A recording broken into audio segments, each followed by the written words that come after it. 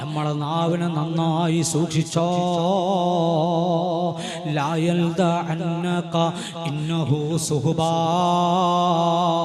അത് വിഷമേറിയ സർപ്പം പോലെയാണ്. പാമ്പെങ്ങാനും നമ്മുടെ കാലിലാവട്ട ഏതെങ്കിലും ഒരു ഭാഗത്ത് കുത്തിയാൽ ഉടനെ തന്നെ മരണമല്ലേ.